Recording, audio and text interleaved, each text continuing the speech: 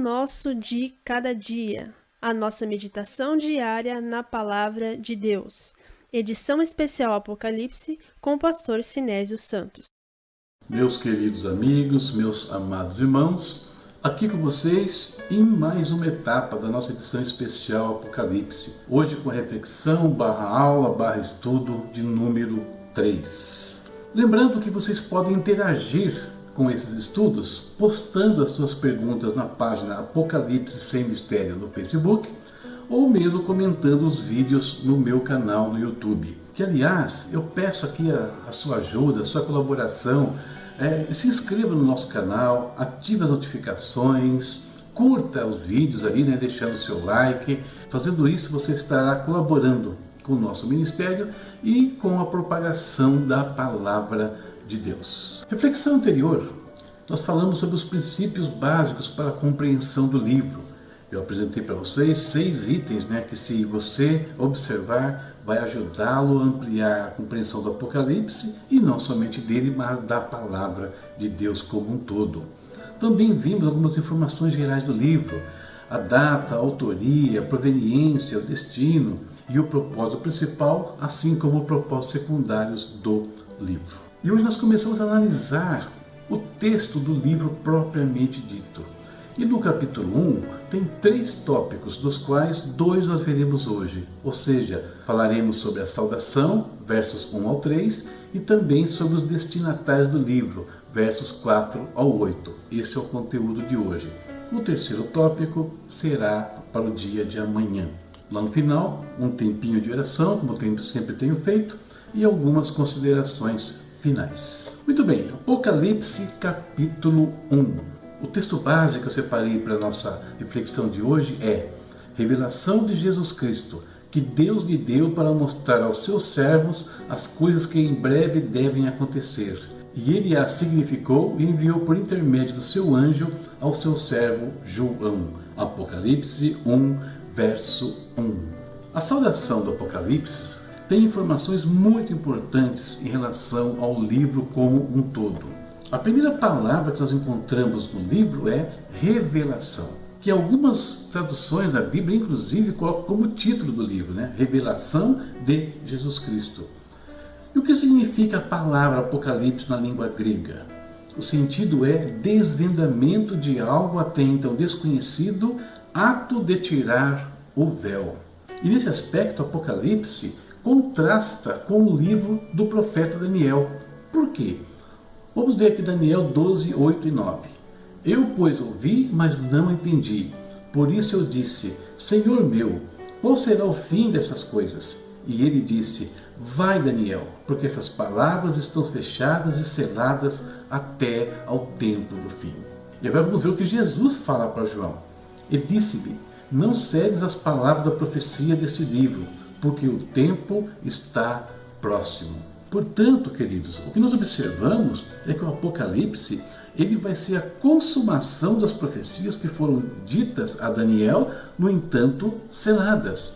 E não somente isso, outras profecias vieram depois, outras profecias foram dadas a João, e tudo isso vem para dentro do livro do Apocalipse. Esses versículos iniciais também nos mostram a fonte e o caminho das revelações. Vamos relembrar o texto? Revelação de Jesus Cristo, a qual Deus lhe deu, e ele pelo seu anjo as notificou e entregou a João. Então nós temos aqui uma quádrupla intermediação na entrega do Apocalipse. Mas o que eu quero destacar aqui é o papel dos anjos nesse processo. Nós temos por hábito pensar, por conta da tradição, de tudo que nós ouvimos até os dias de hoje, que quem entrega o Apocalipse a João é o Senhor Jesus, mas não, ele fez isso por meio do ministério angelical, o que aliás está ratificado no próprio texto do livro, nos versos 8 e 16 do capítulo 22. Primeiro João fala: E eu, João, sou aquele que vi e ouvi estas coisas, e havendo-as ouvido e visto, prostrei-me aos pés do anjo que mas mostrava para o adorar. Depois Jesus fala no final do livro: E eu, Jesus, enviei o meu anjo para vos testificar estas coisas nas igrejas. Eu sou a raiz e a geração de Davi, a resplandecente estrela da manhã.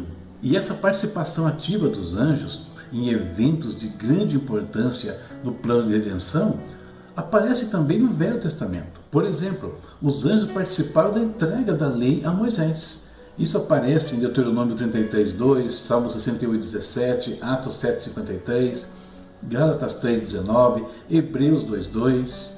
E com isso, mais uma tradição quebra-se na nossa mente. Ou seja, a entrega da lei a Moisés também aconteceu por meio do ministério angelical. E nós podemos ver também os anjos participando ativamente das revelações dadas ao profeta Daniel. Basta ler o livro para ver isso acontecendo. Outro ponto aqui é o destino e a finalidade das revelações. Jesus manda João entregar essa mensagem aos servos do Senhor, aqueles que o serviam, que o buscavam. E para quê? Para revelar os eventos futuros. E perceba que quando ele fala aqui para mostrar aos seus servos as coisas que em breve haviam de acontecer, isso não contradiz as afirmações que eu fiz ontem, dizendo que o objetivo principal é consolar uma igreja perseguida. Não. Quando Deus está mostrando os eventos futuros, é justamente para consolar. Consolar mostrando o que os esperava na eternidade e também para mostrar que aqueles que se levantaram contra o povo de Deus haveriam de dar contas a ele em tempo oportuno. E o intermediário final das revelações aqui, João o apóstolo, uma testemunha viva de tudo quanto Jesus falara, já que andou com ele durante todo o seu ministério terreno e, portanto, podia confirmar a obra que ele realizara em prol da humanidade. Fechando a saudação, nós temos a bem-aventurança, já citada lá no primeiro e no segundo dias. Por que uma bem-aventurança? Porque o Apocalipse se torna um guia para os tempos finais. Essa bem-aventurança deve ser o fato de que esse conhecimento amplo que nós recebemos evita que todos aqueles que atentarem para as revelações do livro sejam surpreendidos por Cristo em sua manifestação ao mundo. Essa é a parte da saudação e você perceba quantas coisas importantes, ainda que eu não aprofundei o assunto aqui como poderia. E vamos à segunda e última parte da nossa prosa de hoje. Os destinatários do livro. Já falamos um pouquinho sobre isso. O livro foi enviado para 7 igrejas da Ásia. Sobre as igrejas, nós falaremos nos capítulos 2 e 3. Por ora, é importante dizer que se tratam de igrejas reais. Inclusive, João foi pastor de uma delas, Éfeso, que inclusive foi fundada pelo apóstolo Paulo. Uma pergunta comum que me fazem é: por que estas 7 igrejas? Porque estas igrejas tinham um conjunto de exemplos positivos e negativos que viriam a caracterizar a Igreja de Cristo ao longo dos séculos.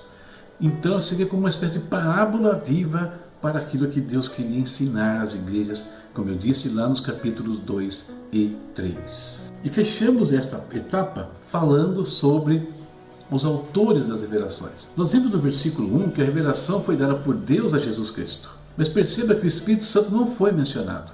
E nesses versículos finais, nós veremos alguns detalhes importantes sobre a Trindade e a participação dela dentro do Apocalipse. Primeiro, Deus. Olha como João se refere a Deus, da parte daquele que é, que era e que há de vir. Ele usa uma expressão que doravante somente será aplicada a Jesus Cristo. Aliás, quando nós ouvimos essa expressão, ninguém pensa em Deus, todos pensamos em Jesus. No entanto, aqui ela é usada em relação a Deus e não a Cristo. E essa expressão vai sofrer algumas mudanças no livro, sendo inclusive evidências para entendermos quando acontece o arrebatamento. O Espírito Santo, olha como João se refere a ele, e dá dos 7 espíritos que estão diante do seu trono. Por que o apóstolo se refere ao Espírito dessa forma? Isso responderemos no capítulo 4. Por ora, é importante saber que o Espírito é o operador da redenção e não poderia ficar de fora da consumação desse plano. E o último que aparece aqui da Trindade é Jesus Cristo. A inversão o coloca em destaque, visto que nessa revelação é ele quem terá um papel sobremaneira importante. Ele é o advogado que abrirá o testamento divino, quebrando os seus selos, expondo o seu conteúdo e, consequentemente, a herança divina para os homens. Sobre Jesus temos diversas informações nesse finalzinho. Ele é a fiel testemunha. O que João quer dizer com isso? É aquilo que o apóstolo Paulo escreveu lá em Éfeso e o próprio Jesus também fala nos evangelhos. Ninguém subiu ao céu senão aquele que de lá desceu, o Filho do Homem. Somente Ele conhece o Reino Eterno, conhece a Deus e pode testificar para a gente de tudo que Deus é e fez em prol da humanidade. O primogênito dos mortos. Você poderia questionar, Jesus não foi o único a ressuscitar? Sim, Ele foi, porque todos os demais que ressuscitaram tornaram a morrer. Jesus não somente ressuscita, mas ressuscita glorificado para nunca mais ser afetado pela morte. O príncipe dos reis da terra, ou seja, aquele que tem a primazia, aquele que estava no princípio, e daí deriva-se o título Senhor dos senhores, Rei dos reis. E ainda fala do seu amor para conosco, aquele que nos ama, a sua ação redentora e no seu sangue nos lavou dos nossos pecados.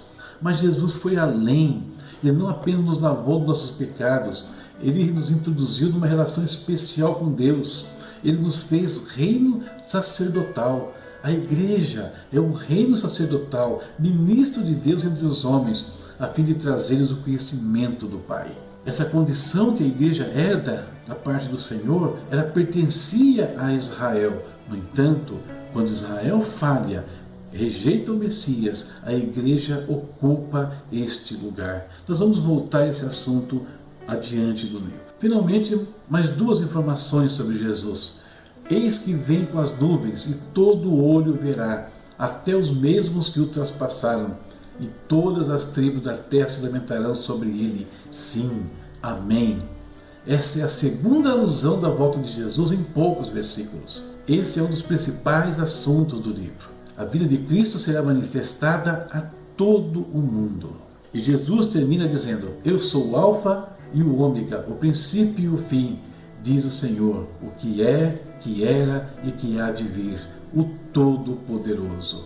Observe os títulos que foram aplicados aqui. Alfa e Ômega, aplicado a Cristo, mas também aplicado em relação a Deus. Princípio e o fim, mesma coisa. O que é, que era, que há de vir, vimos que foi aplicado a Deus e agora volta para Jesus. O Todo-Poderoso, nome pelo qual Deus se revelou a Abraão, lá no livro de Gênesis, aqui aplicado a Jesus Cristo. Os títulos alternam entre eles. Isso acontece ao longo do livro e das Escrituras. E isso mostra que Ele e o Pai são um. E com isso, terminamos essa primeira parte introdutória do livro do Apocalipse. Já sabemos agora como a mensagem foi entregue a João, a sua finalidade, os benefícios daqueles que atentarem para ela. Podemos conhecer um pouco a respeito do homem a quem Deus escolheu para revelar as coisas que em breve devem acontecer e para quem deveriam ser enviadas estas revelações. Portanto, capítulo 1, saudação, versos 1 ao 3, destinatários, versículo 4 ao 8, foi o nosso tema de hoje. Hora de falarmos com Deus. Querido Deus, em nome de Jesus, nós te bendizemos mais uma vez. Mais uma vez agradecemos, Pai, por esta revelação tão especial que o Senhor trouxe para toda a tua igreja. O seu amor, o seu sangue vertido por cada um de nós. Pai, nos colocou numa condição diferente nesse mundo. Condição não só nossa, mas de todos que se achegarem a Ti. Pai, nos ajuda a entender as palavras dessa profecia. Nos ajuda a guardar, a ouvir e assim, Deus, receber esta bem-aventurança. Sermos recebidos no Teu reino um dia, Pai, na sua volta ou quando partimos ao seu encontro. Em nome de Jesus. Amém. Próxima reflexão. Apocalipse capítulo 1, versículos 9 ao 20. O anjo apresenta-se a João. Até mais, se Deus quiser.